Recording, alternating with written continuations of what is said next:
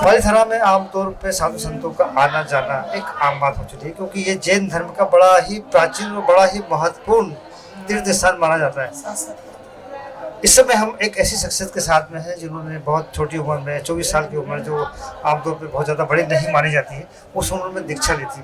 तो मैं रितु महाराज जी से जानना चाहूँगा, आपका पूरा नाम क्या है और ये नाम आपको कैसे मिला? मेरा पूरा नाम है अक्षय रसाश्री जी, और मेरे प्यार से परिवार में मुझे मधु महाराज के नाम से बुला, मधु से बुलाते थे, और अभी प्रॉपर मधु महाराज के नाम से ही फेमस हो चुके हैं। मधु जी, मैं चाहूँगा कि आप इधर देखिए, आंखों में आंखें डाल के बात करिए।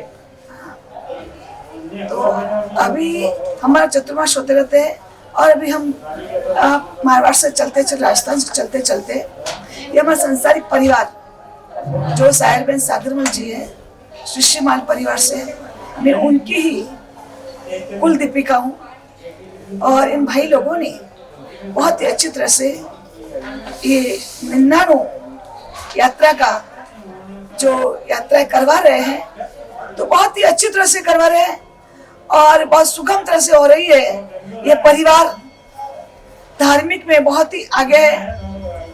सबसे बड़ी बात यह है, इस परिवार में एक झूठ है, सब मिलकर के काम करते हैं। पूरा परिवार शायद 70 से 80 लोग हैं, लेकिन 70-80 लोग भी एक थाली में ही खाना खाते हैं, और ये परिवार आगे भी इतने बढ़ रहे हैं।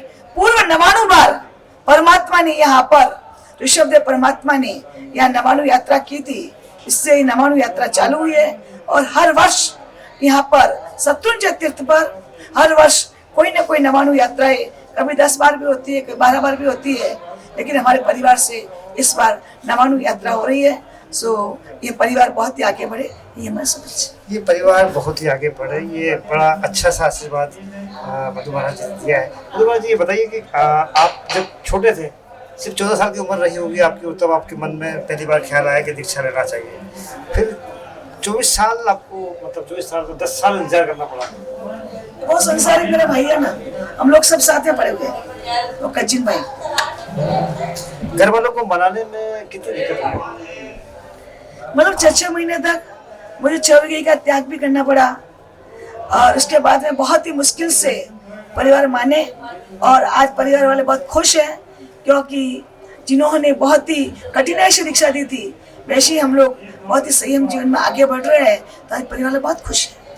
आमतौर पे जो आपका दिनचर्या होता है, बाकी धर्म के लोगों को नहीं पता होता कितना कठिन आपका दिन शुरू होता है, कब उठते हैं, कब खाते हैं, कब पीते हैं, कब सोते हैं, तो आप बताएंगे? हकीकत में साधु जीवन में ज्यादा से ज्यादा 6 घंटे तक सोने का नियम होता है।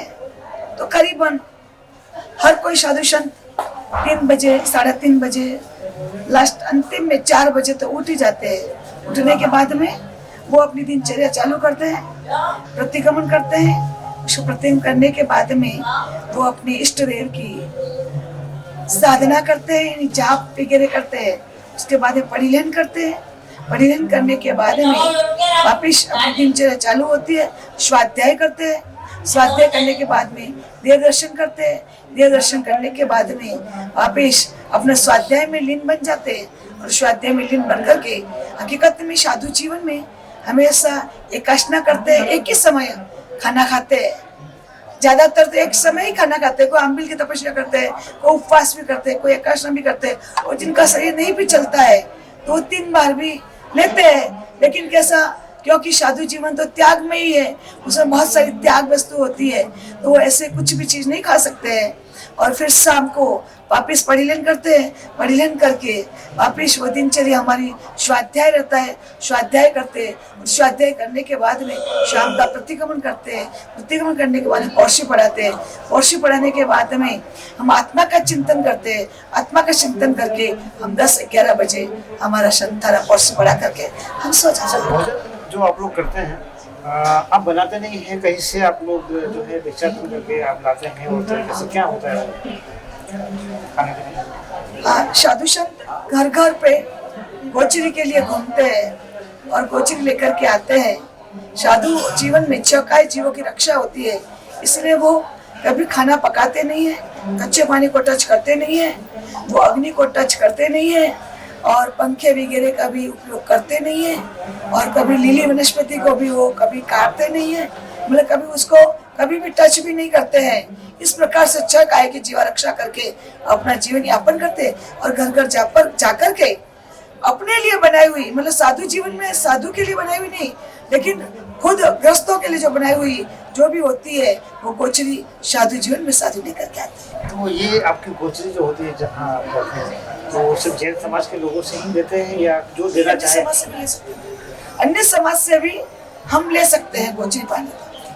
महाराज जी बताइए, पुराने जमाने में लोग गाड़ी बैल से चलते थे, पैदल चलते थे, जब उनके साधन नहीं थे। आज तो हम लोग बुलेट ट्रेन की बात कर रहे हैं, फिर भी आप जो है पैदल चलते हैं और अपना जहाँ जाना होता है बगैर चप्पलों के जाते हैं, जूते के बगैर जाते हैं। ऐसा क्यों करते हैं? अब तक इतनी तकलीफ क्यों देते हैं शरीर को? शरीर को कष्ट नहीं है, ये जब चलते हैं ना तब, क्योंकि नीचे साधु नीचे देख करके चलते हैं। कोई भी श्रावक हो या साधु अगर पैदल ही चलना चाहिए, क्योंकि रास्ते में चलते हुए जीव जंतु कोई मर न जाए, इसीलिए साधु पैर में चप्पल भी नहीं पहनते हैं और नीचे देख करके अपनी दिनचर्या में विहार करते रहते हैं। क्योंकि नीचे इतने जीव जंतु, गाड़ी में जाते हैं तो जीव जंतु मर जाते हैं, इसीलिए हम लोग साधु अपने पैदल ही चलते हैं। जाने अनजाने में भी कई ऐसा बार हो जाता है कि बहुत बारीक जीव होते हैं, वो हमें नजर नहीं आते।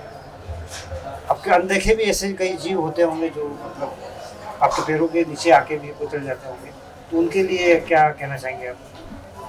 उनके लिए हम प्रतिक्रमण जब भी करते हैं उनका प्रायश्चित कर लेते हैं, क्योंकि जब लोग हम 7 लाख और प्राणांत बाद जब भी बोलते हैं, मतलब कोई भी जीव की विराधना हो गई है, उसके लिए मिथ्या हम देख करके फिर हम पाप का प्रायश्चित करके प्रतिक्रमण करते हैं। ये रोजाना होता है?